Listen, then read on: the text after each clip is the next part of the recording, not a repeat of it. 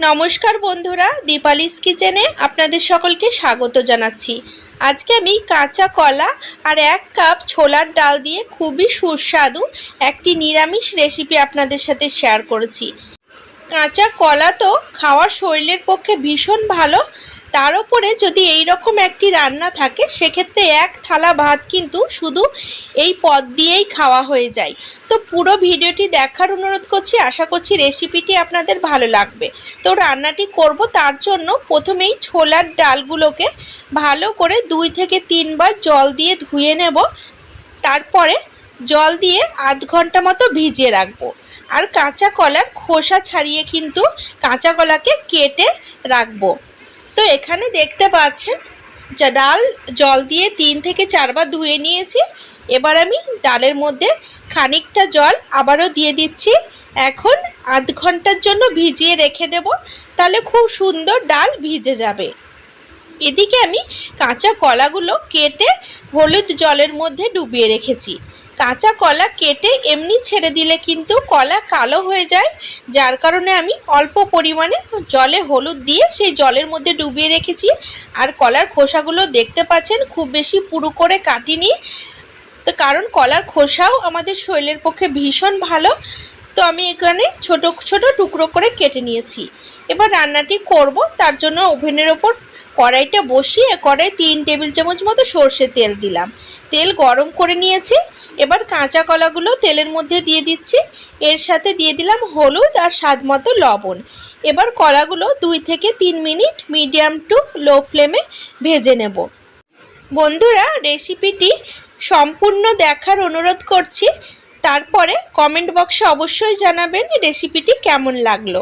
আর ভিডিওটি ভালো লাগলে অবশ্যই একটি লাইক করে দেওয়ার অনুরোধ করছি, কারণ আপনাদের একটি লাইক আমার কাছে অনেক বেশি মূল্যবান। তো এখানে 2 মিনিট কাঁচা কলাগুলোকে ভেজে নিয়েছি। এবার একটি চামচের সাহায্যে এই ভাজা কাঁচা কলাগুলোকে তুলে নিচ্ছি। বন্ধুরা, কাঁচা কলা সবজি আমাদের শরীরের পক্ষে অত্যন্ত প্রোটিন একটি খাবার। তার জন্য কাঁচা কলা বেশি তেল মশলা দিয়ে রিচ করা যাবে না, সেই জন্য আমি অল্প তেল মশলা দিয়ে কিন্তু রান্নাটি করে নিয়েছি। তো কলা ভেজে তুলে নেওয়ার পরে যে তেল ছিল সেই তেলের মধ্যে 2টো শুকনো লঙ্কা আর 1 চা চামচ মতো গোটা জিরে ফোড়ন দিয়ে কিছুক্ষণ ভেজে নিলাম। এবার আমি এর মধ্যে 2 টেবিল চামচ আদা আর লঙ্কা বাটা দিয়ে দিচ্ছি। 1 ইঞ্চি আদা আর 3 থেকে 4টে কাঁচা পাকা লঙ্কা একসাথে মিক্সিতে পেস্ট বানিয়ে রেখেছিলাম। এবার এই মশলা দিয়ে 2 মিনিট ভালো করে নাড়াচাড়া করে নেব। এখন আমি এর মধ্যে একটি ছোট সাইজের টমেটো কুচি দিয়ে দেব। তো টমেটো দেওয়ার পরে কিন্তু অল্প পরিমাণে লবণ দিয়ে দেব, যাতে টমেটোগুলো খুব তাড়াতাড়ি গলে যায়। তো লবণ কিন্তু আমি আগেও দিয়েছিলাম, আর এখনও বেশ খানিকটা লবণ দিয়ে দিলাম, পরে কিন্তু আর লবণ দেব না। তো লবণ দিয়ে একটুখানি নাড়াচাড়া করার পরে অল্প পরিমাণে একটু জল দিয়ে দিচ্ছি। এবার মশলাটা একবার নাড়িয়ে দিয়ে এর মধ্যে 1 চা চামচ মতো জিরে গুঁড়ো দিয়ে দিচ্ছি, আর কালারের জন্য 1 চা চামচ মতো হলুদ দিয়ে দিচ্ছি। এবার মিডিয়াম টু লো ফ্লেমে মশলা খানিকক্ষণ কষিয়ে নেব। যেহেতু আদা আর কাঁচা লঙ্কা বাটা দিয়েছিলাম, তার জন্য মশলাটা একটু কষিয়ে নিচ্ছে, যাতে আদা আর লঙ্কার কাঁচা গন্ধটা চলে যায়। তো মশলা কিছুক্ষণ কষিয়ে নেওয়ার পর দেখতে পাচ্ছেন সুন্দর কালার চলে এসেছে। এখন আমি এর মধ্যে 1/2 চা চামচ মতো চিনি দিয়ে দিচ্ছি। তো এই কাঁচা কলার তরকারিটা স্বাদ কিন্তু নিয়ে আসবেই চিনিতেই। অল্প একটু পরিমাণে চিনি দিলাম, এতে কিন্তু তরকারি মিষ্টি হবে না, কিন্তু স্বাদ ভালো হবে। তো মশলা কষিয়ে নেওয়ার পরে এর মধ্যে আমি কেটে রাখা আলু দিয়ে দিচ্ছি।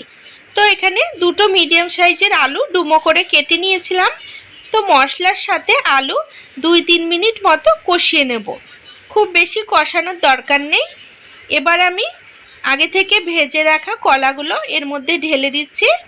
এবার সমস্ত উপকরণ আবারও 2 থেকে 3 মিনিট মতো ভেজে নেব। আমি কিন্তু এই রান্নাটিতে আলু কাঁচাই দিয়েছি, আপনারা চাইলে আলুটাও ভেজে নিতে পারেন।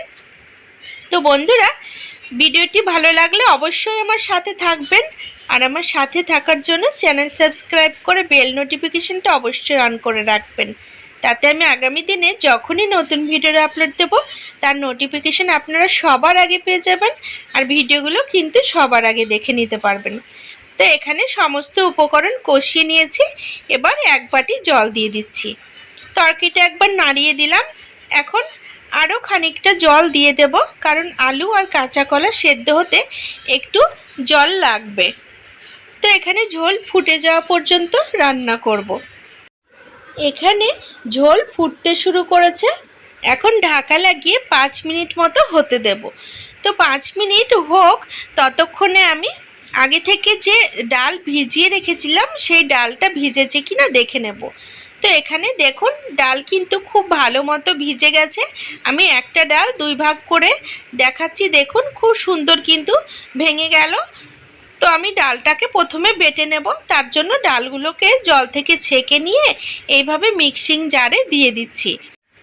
এখন এর মধ্যে 2টো কাঁচা লঙ্কা দিয়ে দিচ্ছি, আর অল্প পরিমাণে আদা দিয়ে দিলাম, আর অল্প একটু জল দিয়ে দিচ্ছি। এবার ডালটা খুব ভালোভাবে বেটে নেব। আমি কিন্তু মিক্সিতে পেস্ট করে নিয়েছি, আপনারা চাইলে খুব সুন্দর শিলবাটাতে বেটে নিতে পারেন। তো এই ডাল বাটা আমি কিন্তু একটি পাত্রে ঢেলে নিলাম। এখন আমি এর মধ্যে স্বাদ মতো লবণ দিয়ে দিচ্ছি, আর কালারের জন্য হলুদ দিয়ে দিচ্ছি, আর 1/2 চা চামচ মতো হিং দিয়ে দিলাম। এবার সমস্ত উপকরণ বেশ ভালোভাবে ফেটিয়ে নিতে হবে। তো বন্ধুরা, আপনারা এই রেসিপিটি বানানোর সময় এই ডাল বাটার মধ্যে অল্প একটু হিং অবশ্যই দেবেন, কারণ হিং দিলে এইটার স্বাদ খুবই ভালো হয়। তো এখানে সমস্ত মিশ্রণ ভালো করে ফেটিয়ে নিয়েছি। এবার আগে থেকে তেল গরম করে রেখেছিলাম, এই তেলের মধ্যে অল্প অল্প করে দিয়ে এইভাবে ডালের বড়া ভেজে নেব। তো বন্ধুরা, আমি কিন্তু এখানে বেশ খানিকটা তেল দিয়েছি ডালের বড়াগুলো ভাজার জন্য। আপনারা চাইলে অল্প পরিমাণে তেল দিয়ে কিন্তু ডালের বড়াগুলো ভেজে নিতে পারেন। তো কিছুক্ষণ পর দেখতে পাচ্ছেন ডালের বড়াগুলো বেশ সুন্দর ফুলে উঠেছে।